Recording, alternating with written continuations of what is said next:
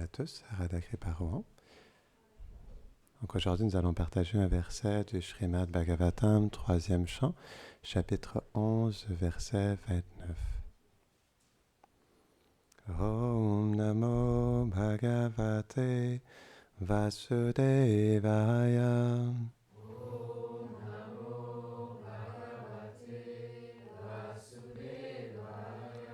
Om Namo Bhagavate Vasudevaya.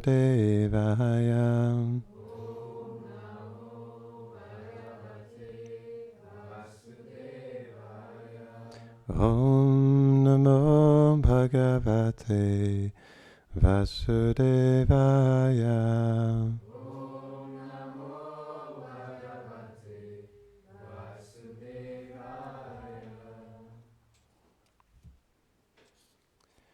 Tam evam vapyidiyante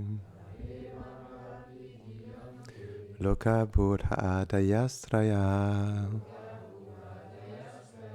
nishayam anuvritayam nirmukta shashi bhaskaram. Traduction. À l'approche de la nuit de Brahma, la lune ainsi que le soleil sont sans éclat, et les trois mondes, à savoir Bhu, Bhuva et Sva, disparaissent. Commentaire. Les parties de l'univers qui sont détruites sont plongées dans l'obscurité, mais pas les parties qui sont préservées comme Satyaloka, la planète de Brahma.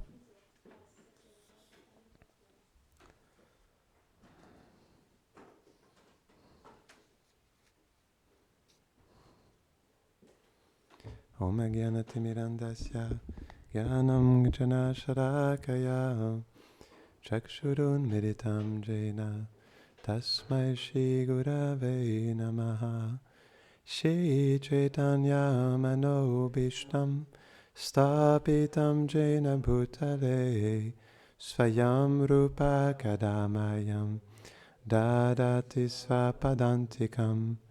He Krishna Karuna Sindho Dinabandho Jagatpate Gopisha Gopika Kanta Radha Kanta Namostute Tapta Kanchana Gaurangi Radhe Brindavaneshwari Vrishabhanusute Devi Pranamami Hare Priye Vanchakalpatarubhyascha Kripa Sindhubhya eva cha Patitanam Bhavanebhyo Vaishnavebhyo Namo Namaha. Jaya Shri Krishna Chaitanya Prabhu Nityananda Shri Advaita Gadadhara Shivasadi Gaura Bhakta Vrinda. Hare Krishna, Krishna Krishna, Hare Hare, Hare Rama, Rama Rama, Hare Hare. Namaham Vishnu Padaya, Krishna Prashtaya Bhutare, Shrimate Bhaktivedanta, Swaminiti Namine. Namaste Saraswati Deve Gauravani Pracharine Nirvishesha Shunyavadi Paschatya Deshatarine.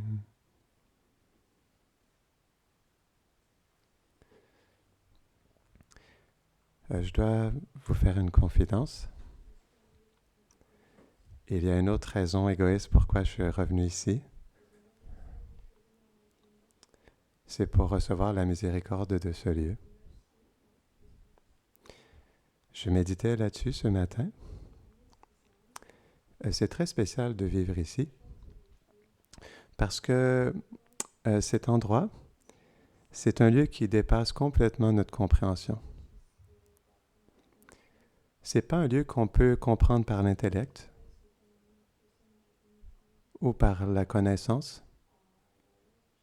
Tout comme Brahma disait, C'est même si on médite pendant des millions d'existences sur le Seigneur suprême, on ne pourra jamais le comprendre. Bahunam janmanamante, yanavanman prapadyate, vasudeva sarvamiti, samahatma sudo labaha. Après des milliers, Prabhupada dit des milliers, mais Vishwanath Chakravarti Thakur dit des millions d'existences. Le gagner au cœur pur peut finalement me comprendre tel que je suis. Et on parle de gagner au cœur pur. C'est pourquoi Krishna a dit dans la Bhagavad Gita, Bhaktyamam abhijanati yavan yaschasmi tadvata. Tattomam tadvato gadva vishate tadanantaram. Seulement par la pure dévotion on peut me connaître. Donc c'est pourquoi ce lieu ici, par la nature transcendantale de cet endroit, c'est une ambassade spirituelle. C'est comme si vous allez en ambassade de l'Inde. J'ai été à l'ambassade de l'Inde hier. Et pendant que j'étais à l'intérieur, j'étais sur le territoire indien. Il n'y avait que des Indiens autour de moi. Et je me sentais en Inde. Eh bien, c'est la même chose dans ce lieu, mais d'une nature transcendantale. Donc, on doit comprendre qu'ici, c'est une ambassade du monde spirituel. Pourquoi? Parce que comme les déités sont présentes, et par leur doux désir, leur douce volonté, elles sont descendues à Saint-Étienne de Rouvray, en France. Vous allez à l'extérieur. À chaque fois, pour moi, c'est frappant, mais à chaque fois que je retourne dans l'intérieur du temple, de l'enceinte, par exemple, là, hier, je suis revenu du métro, et on passe, et à l'extérieur, on voit, ça fait partie du paysage. Même il y a des jeunes étudiantes qui étaient là récemment, et elles me disaient, mais c'est bizarre, on a passé souvent à côté, puis on n'a jamais perçu que c'était un temple. C'est mystique quand même. À l'extérieur, ça fait vraiment partie du paysage, mais quand on entre à l'intérieur, là, c'est un tout autre monde. Je me rappellerai toujours la première fois que je suis venu ici. C'était tellement spécial. Le 31 décembre 2017. Et là, je suis arrivé, j'étais avec Yashadula, là. On avait pris le Ouibus. À l'époque, il y avait les Ouibus. Et là, on a pris le métro. Non, quelqu'un était venu nous chercher, c'est vrai, à la station. Et là, j'arrive ici. Là, je vois l'extérieur, OK. Mais là, quand j'entre dans la salle de temple, c'était tellement spécial. Je me suis dit, wow, c'est tellement doux ici. Il n'y a pas d'opulence. Je me sentais à Vrindavan. Parce qu'il y a plusieurs temples où l'adoration, selon la dévotion des pujaris, elle est plus dans l'adoration, dans l'humeur de Lakshmi Narayan, Ashvarya, dans l'opulence et la révérence. Mais quand je suis arrivé ici, je me rappelle, j'ai ouvert les portes, et quand je suis entré, quand j'ai vu les déités, je fais, waouh, une telle douceur. C'était tellement spécial. Donc c'est un lieu qui est vraiment extraordinaire ici. Et parce que Krishna est présent avec sa famille, son monde est présent aussi. C'est plus qu'une ambassade, mais c'est une ambassade dans le sens où même si on est à Saint-Étienne du Rouvray, Krishna il manifeste sa demeure dans ce temple ici. Donc c'est pourquoi, à chaque fois que je reviens ici, ça me rend très humble. En tout cas, ça me rend très petit, je dirais plutôt. Parce que c'est quelque chose qui me dépasse. C'est tellement profond, il y a une telle douceur, il y a une telle beauté, il y a une telle pureté et transcendance ici que je ne peux pas arriver au bout de cette transcendance. Donc ça nous rend très petits et on ne peut que de pleurer, en fait, que les portes de cette demeure s'ouvrent à nous. Mais si on veut que les portes de la demeure de Krishna s'ouvrent à nous, il y a quelque chose qui est très important à comprendre. C'est la bonne attitude. Ça joue énormément. OK. Pourquoi la bonne attitude est la fondation de l'ouverture du monde de Krishna dans notre cœur et dans notre vie?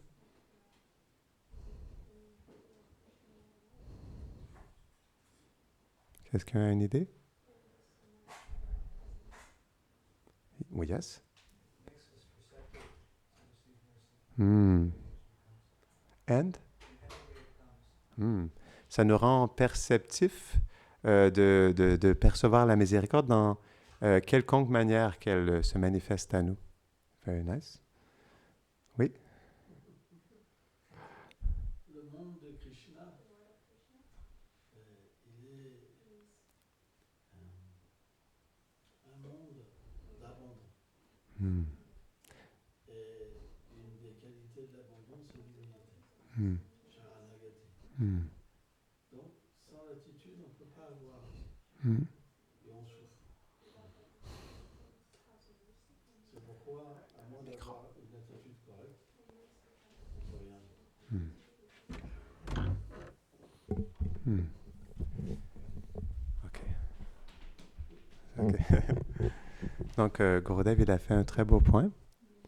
Il parlait que sans la bonne attitude, on ne peut pas recevoir. Et dans la bonne attitude, la chose la plus importante est l'humilité. Sans l'humilité, on ne peut pas recevoir le cadeau de ce lieu. Merci beaucoup. C'est un très beau point. Donc, comme j'expliquais tout à l'heure, si on devient, comme tu disais aussi, Narada Muni, si on devient sensible et perceptif à la nature transcendantale de ce lieu, ça va profondément impacter notre cœur. Et comme on percevra cette chose comme la chose la plus précieuse, la plus spéciale, et plus on l'aperçoit, plus on l'expérimente dans notre cœur, et plus on devient attaché à cette nature, à cette humeur. Et cet attachement, cette inspiration à rester tout le temps connecté à cette humeur spéciale qui se manifeste ici, va nous inspirer à avoir la bonne attitude parce qu'on réalise et on le vit dans notre propre vie. Quand on n'a pas la bonne attitude, on se coupe de cette douceur et on ne peut plus faire l'expérience. Et pourquoi l'humilité, elle est importante? C'est parce que sans l'humilité, on ne peut pas être patient, on ne peut pas être tolérant, on ne peut pas être respectueux envers notre maître spirituel, envers les dévots. Pas juste le maître spirituel, mais les dévots aussi, ils sont chers au cœur de Radha et Krishna, de la Srila Prabhupada, de la Guru Parampara. Donc, si on ne sent pas la connexion avec ce lieu, si on ne sent pas d'inspiration et de goût, si on n'a aucune expérience en lien avec ce lieu, alors on devrait se poser des questions. Mais pourquoi j'arrive pas à me connecter à ce lieu si spécial? Pensez-y un instant. Donc, si vous avez, par exemple, le Kanishta Adhikari qui rentre et qui prend le darshan des déités, donc il va pouvoir apprécier les déités, mais pas nécessairement tous les dévots. Donc, Madame Adhikari, il y a une appréciation plus profonde de la déité et des dévots, mais ce n'est pas encore pleinement réalisé. Mais quand Uttama Adhikari, il entre dans le temple et il perçoit les déités, il voit pleinement Krishna et ses associés tels qu'ils sont. Il peut les entendre, il peut les voir bouger, il peut les voir lui parler, lui sourire. Ça, c'est l'expérience du pur dévot. Donc, c'est très spécial, les déités. Bien sûr, c'est une expérience qui est très élevée, mais cette expérience est possible parce que Krishna et ses associés et sa famille sont présents. Ce sont des formes de miséricorde. On devrait se poser la question pourquoi ils sont descendus à Saint-Étienne de Rouvray. Ils sont descendus pour nous. C'est pourquoi ils sont là. Donc on doit devenir sensible à leur présence. Et plus on sera sensible, plus on sera inspiré à mettre notre cœur. Mais comme on expliquait, ce n'est pas avec l'intellect qu'on va comprendre, c'est avec le cœur. C'est avec le cœur qu'on peut recevoir. On doit ouvrir notre cœur à recevoir la miséricorde. Mais ça, c'est complètement connecté avec la bonne attitude. Parce que sans la bonne attitude, surtout si on offense le maître spirituel et les dévots du Seigneur, je répète, pas juste le maître spirituel, mais les dévots aussi. Donc, c'est expliqué dans l'Harinam Chintamani. Il y a des offenses envers les jivas aussi, envers toutes les âmes. Dans la Madhurya Kadambini, Vishwanath Chakravarti Thakur, il explique les offenses envers le seva, le service.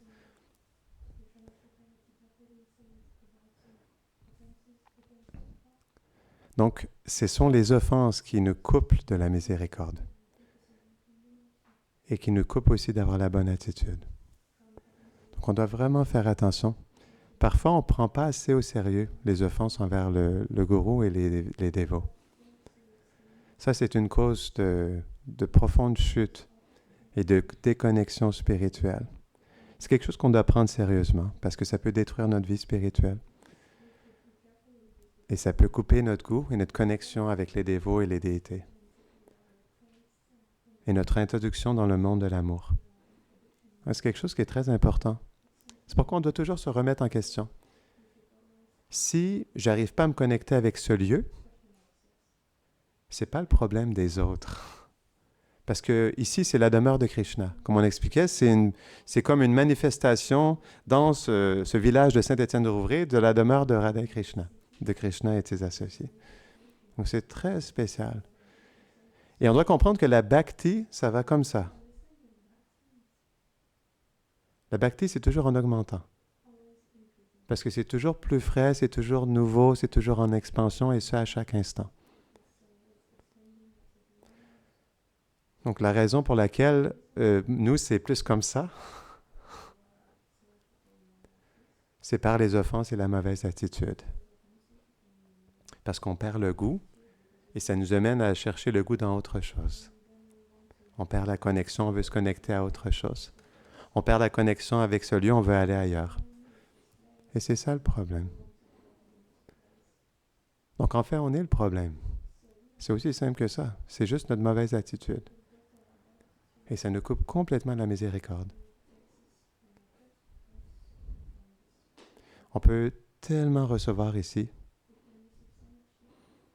On peut tellement recevoir. Mais est-ce qu'on se dispose favorablement pour recevoir les cadeaux de ce lieu? C'est tellement spécial que chaque Mangalarti est unique ici. Chaque jour est tellement merveilleux. Juste le fait d'être ici est tellement spécial. Vous vous souvenez, c'est expliqué, je crois que c'est dans le Navadvidam Mahatmya de Bhaktivinoda Thakur. Il dit juste le fait de dormir à Mayapur, c'est comme le fait de faire Dandavat Parikram. De marcher, c'est comme faire de parler, c'est comme faire kirtan. Juste le fait d'être à Mayapur. Eh bien, c'est pas différent ici. On est dans le Dham de Krishna. Donc, tout ce qu'on fait, si on est soucieux, si on est sensible au caractère tellement transcendantal de ce lieu, on peut tellement recevoir, on peut tellement être nourri. Mais ça prend une humilité parce que c'est des choses qui nous dépassent. Et si on veut pouvoir se connecter davantage, plus en profondeur avec le caractère tellement spécial et merveilleux de cette demeure de Krishna et ses associés, on doit vraiment se disposer d'une manière favorable et on doit être sensible. On doit se remettre en question. Et on doit voir qu'en fait, c'est moi, j'ai besoin de changer. Ce lieu, il est ce qu'il est. C'est comme ce monde matériel, il est ce qu'il est. On ne peut pas changer ce monde. On ne va pas changer ce lieu. Krishna, il est manifeste avec sa famille et du coup, sa nature, elle est manifestée aussi, la nature de ce lieu. Donc ça ne change pas. Mais notre conscience, elle va changer comment on entre ou pas dans ce lieu. Quelle est notre connexion ou pas avec cet endroit qui est tellement magique. Donc c'est pourquoi on doit vraiment, mais vraiment se poser des sérieuses questions. Qu'est-ce que je fais ou qu'est-ce que je ne fais pas qui fait que je n'arrive pas à pleinement me connecter à ce lieu et avec le maître spirituel et les dévots.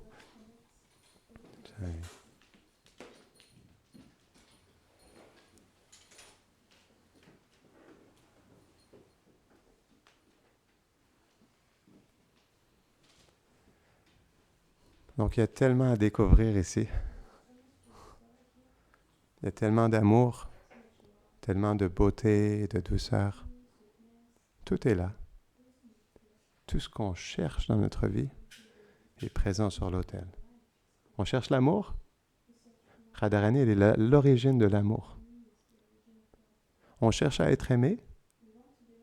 Mais pourquoi ils sont venus ici? C'est pour nous donner leur refuge.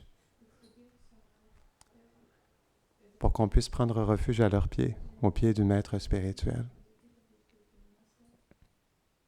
Donc, c'est très important. Et chaque jour, si on veut réellement progresser, il ne peut pas y avoir d'avancement spirituel sans introspection. On doit toujours se remettre en question.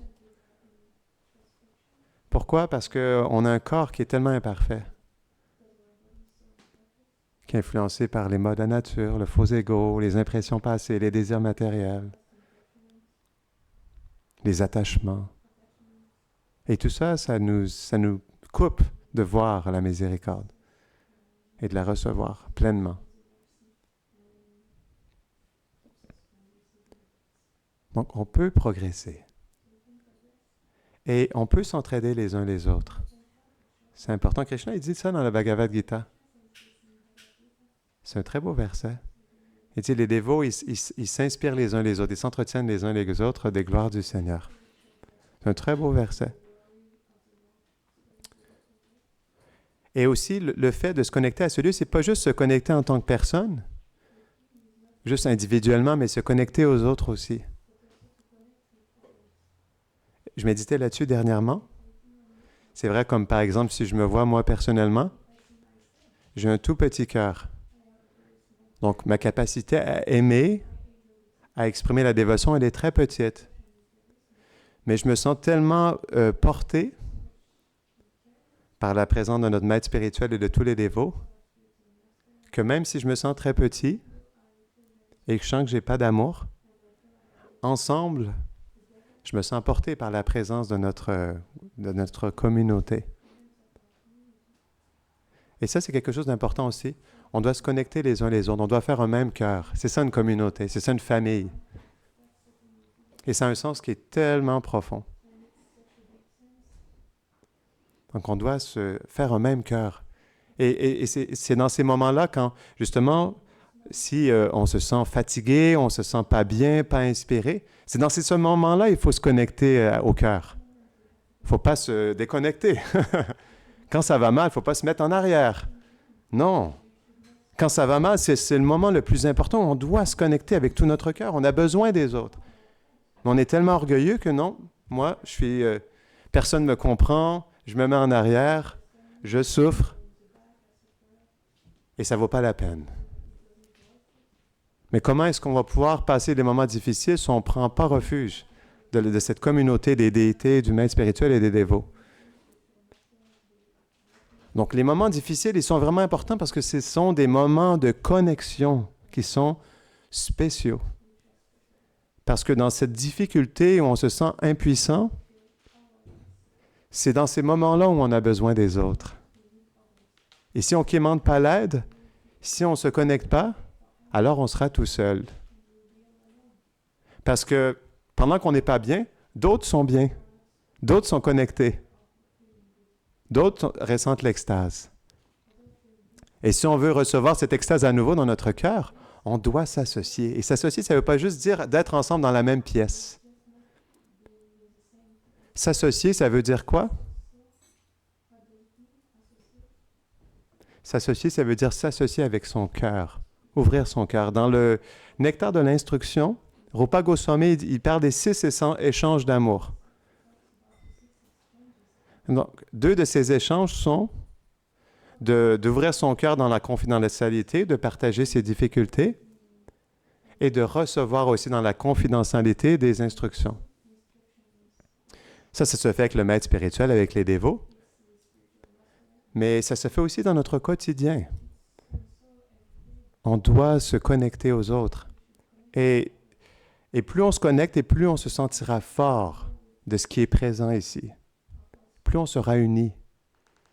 Parce qu'on est tellement plus unis qu'on pense. Et donc, cette union, c'est notre force. C'est notre fondation. Et c'est ce qui va faire qu'on va réussir ensemble. J'ai besoin de vous. J'ai besoin de chacun ici. Je ne peux pas continuer sans vous. On devrait tous se sentir comme ça. On devrait se sentir tellement redevables les uns envers les autres. Et c'est ça qui va nous faire exprimer la gratitude, l'appréciation des autres, le désir de servir les autres, d'être ensemble.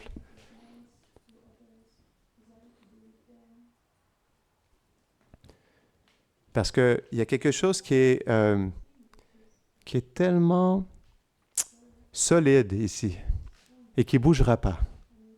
Donc Krishna, il est installé sur l'autel, il ne va pas bouger. Il est présent avec sa famille, il accomplit ses divertissements, puis en même temps, il nous donne son darshan. C'est tellement spécial. Donc lui, il ne bouge pas. Son lieu, il est présent, c'est manifesté. Mais nous, est-ce qu'on est prêt à se connecter? Est-ce qu'on veut vivre ça ensemble? Et c'est pourquoi on doit être forts les uns et les autres, ensemble. C'est quelque chose qui est important. Tu voulais dire quelque chose?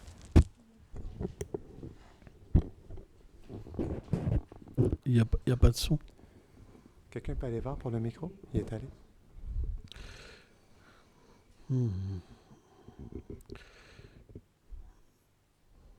C'est très difficile à comprendre la miséricorde de Krishna,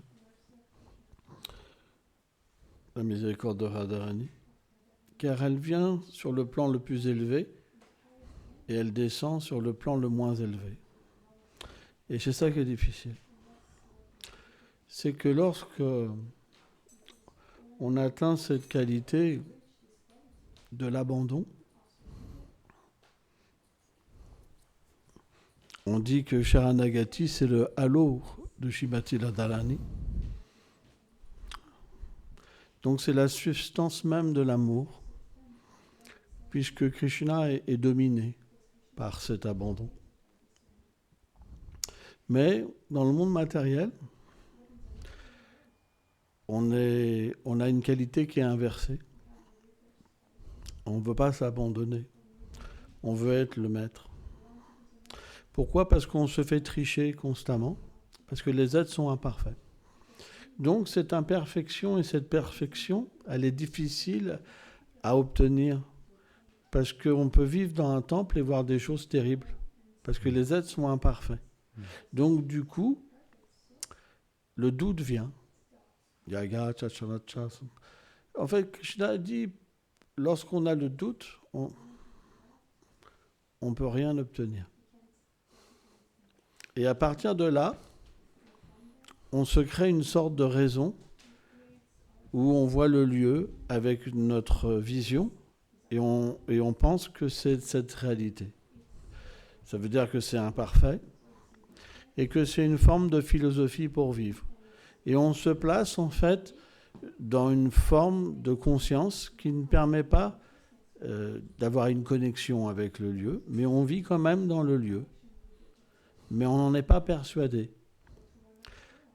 Ça, c'est ce qu'on appelle Kanishta Bhakta. Ça veut dire qu'on a une apparence de dévot, mais le cœur, il n'est pas le cœur d'un dévot. Donc, si on s'associe correctement et qu'on a foi, alors ça, c'est encore une autre chose, parce que aussi, avec la vision matérielle, on peut aussi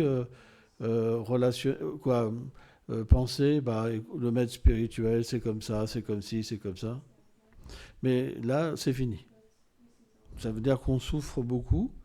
On est dans un lieu où on entend des gloires. On ne peut même pas y croire. On ne peut même pas y goûter. Et parce qu'on a donné notre vie, on ne peut même pas aller ailleurs parce qu'on ne sait même plus ce qu'on va faire. Donc c'est vraiment pas facile. Et c'est vrai que les dévots du Seigneur et le Seigneur suprême expliquent que ce plan où on ne peut ni être dans le monde spirituel et ni dans le monde matériel, c'est un lieu de souffrance, en fait. On ne peut rien obtenir d'un côté et de l'autre.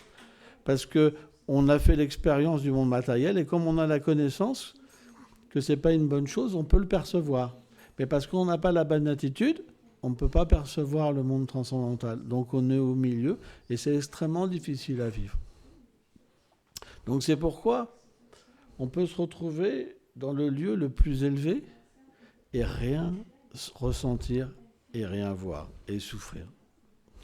Et c'est ça qui n'est pas facile. C'est pourquoi notre attitude envers les autres, elle est très importante.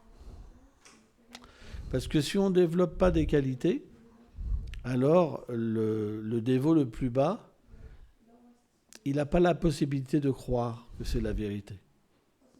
Et à un moment, il se fait sa propre conception.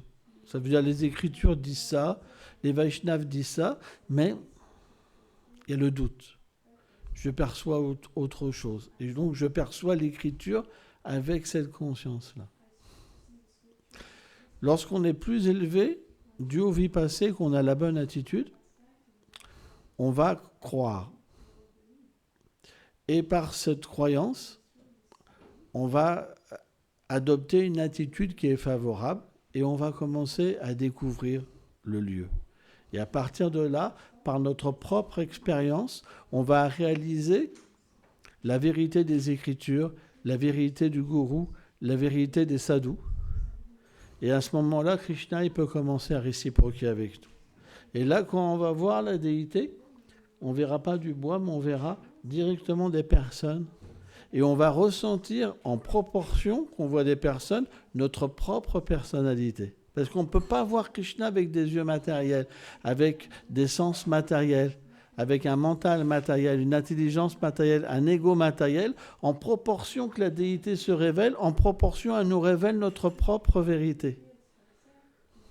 C'est pourquoi c'est très mystique. C'est extrêmement mystique. Donc, c'est quelque chose qui est personnel.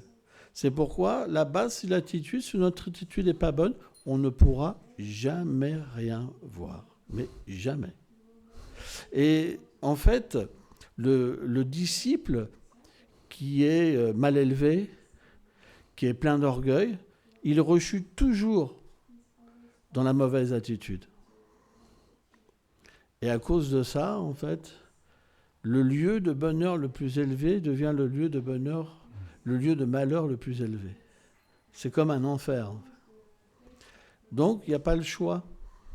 À moins d'accepter la bonne attitude. Et qu'est-ce que c'est la bonne attitude ? C'est l'attitude de service. Devenir un serviteur et puis un maître. Qu'est-ce que c'est un maître ? C'est quelqu'un qui reprend toujours les autres, qui a toujours raison, qui ne peut pas être repris. Il a toujours le dernier mot. On ne peut rien faire. Il est tout seul. Alors qu'un serviteur, il voit la miséricorde de Krishna. Il voit Krishna partout.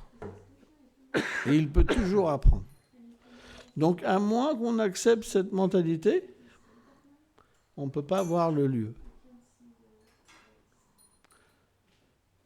Donc, parler de la bonne attitude, on en a parlé des milliers de fois, parce que c'est la base, c'est extrêmement important. Mais on doit aussi l'appliquer dans notre vie et le montrer. Donc, ça veut dire qu'on doit apprendre des autres. Mais, en même temps, par exemple, Srila Vishvacharya Thakur, Srila Prabhupada explique le devoir du maître spirituel, c'est de reprendre son disciple. Bien qu'il apprenne de l'attitude, bien qu'il se place toujours comme inférieur, son rôle, c'est d'enseigner. C'est pourquoi il peut avoir une forme où le Vaishnav reprend une personne. Mais lorsqu'on se fait reprendre, on ne devrait jamais accepter dans notre cœur que c'est une injustice. Parce que l'injustice n'existe pas dans le monde de Krishna. On devrait toujours voir comme la miséricorde. De toute façon, il n'y a pas le choix. Si tu vois comme l'injustice, tu développes la colère, la rancœur. Et comment tu veux voir le lieu avec un cœur pollué comme ça ? Si tu acceptes que c'est la miséricorde, à ce moment-là, tu te purifies et tu te places d'une façon disposée. Donc notre but, c'est pas d'avoir raison. On peut nous reprendre même quand on a raison et nous dire qu'on a tort. Le but, c'est pas d'avoir raison. Le but, c'est de voir la miséricorde. C'est complètement différent. Parce que si on se bat pour prouver notre raison, alors on développe la conception corporelle de l'existence. Mais si, même si on a bien agi, on nous reprend, alors à ce moment-là, on peut voir Krishna. C'est pourquoi c'est pas si simple que ça. La bonne attitude, ça va jusqu'à là. C'est d'accepter que chaque chose qui nous arrive, c'est la miséricorde. Et à ce moment-là, seulement à ce moment-là, on devient... C'est possible parce qu'on voit Krishna dans l'action, de le voir sur l'autel. C'est impossible sans ça.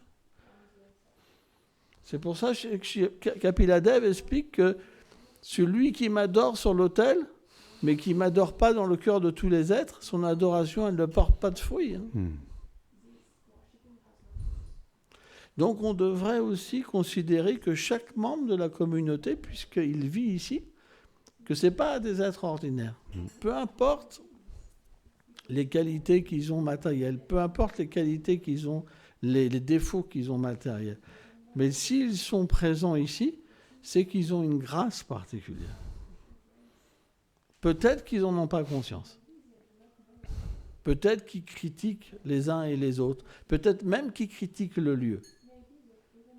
Mais ça n'empêche pas que Krishna les préserve. Combien de personnes qui vivent ici? On est une 20, 25 peut-être en ce moment. Et il y a des millions de personnes. Des milliers de personnes autour de nous. Personne ne vient. Tout le monde s'en moque. Donc pourquoi quelqu'un est là? C'est parce qu'il y a une miséricorde spéciale. Sauf que cette miséricorde, elle prend un moment avant de s'en apercevoir. Donc plus l'attitude est mauvaise, plus ça prend du temps à faire l'effet. Mais le but, c'est qu'à un moment, on obtienne la bonne attitude. Pourquoi Krishna, il parle de la mort?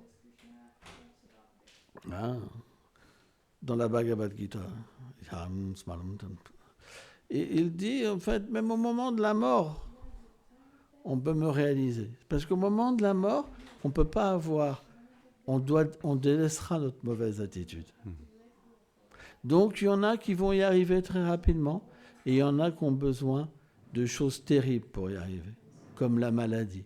Parce que quand on est malade et qu'on ne peut plus rien faire, on est obligé d'être humble. Parce qu'on dépend complètement des autres, même pour se laver, même pour manger. Ça viendra. Même ceux qui ont les plus gros faux égos, ils seront dépossédés du faux égo. Krishna, il a son plan pour tout le monde. Si on vit ici et qu'on ne peut pas partir, c'est pas pour rien. Parce qu'en fait, ceux qui ne peuvent pas recevoir la miséricorde, ils sont obligés de s'en aller. Parce que c'est la nature de Krishna de se séparer de personnes qui n'aiment pas ses dévots. C'est comme ça. Alors bien sûr, le Dham de Krishna, il est à plein d'endroits. Il n'est pas que ici. Mais pour nous, ça se passe ici. Donc on doit développer et méditer là-dessus. Pourquoi j'ai pas de goût? Pourquoi j'ai toujours cette mauvaise attitude? Et on doit prier. La prière, c'est super important. Prier avec des larmes. Et c'est tout le temps qu'il faut prier, parce qu'on va tomber tout le temps dû à notre mauvais karma. C'est juste un mauvais karma. Et on tombe tout le temps. On tombe tout le temps. On se dit, mais il faut que je développe la bonne attitude. Et 5 minutes après, on recommence. 10 minutes après, on recommence. Donc, moi, je me rappelle quand j'étais jeune dévot, parce qu'il me restait encore de la violence quand même. Et ça me faisait tellement souffrir. Parce que la violence que j'ai vécue avant, c'était une violence vraiment heavy, attention. C'était vraiment, vraiment violent. Et j'ai pleuré. Je pleurais la nuit. Et à un moment, Krishna, il nous délivre si notre prière est sincère. Mais il faut vraiment verser des larmes. Parce qu'il n'y a que lui qui peut changer. Salvadamam Paicha, il n'y a que lui qui peut changer. On ne peut pas par nous-mêmes. Donc, si on n'a pas cette confiance dans cette relation, alors on ne pourra pas y arriver. Moi, je reviens de tellement loin. Les gens qui sont là, c'est rien comparé à ce que je viens. C'est des millions de fois pire que ça. Et pourquoi ils n'y arrivent pas? Parce qu'ils ne pleurent pas, ils n'y arrivent pas à pleurer. Au lieu de pleurer, ils prennent refuge dans autre chose, comme tu expliquais. Parce que comme ils ne peuvent pas y arriver, alors ils prennent refuge de nouveau dans la nature matérielle. Et ça, c'est pas bon. Donc on doit méditer, c'est important. Jai Gurudev Ki, Jai le dévot de Radha Mission Ki, Jai Shri Prabhupada Ki, Jai Nitai Gaura Premanande.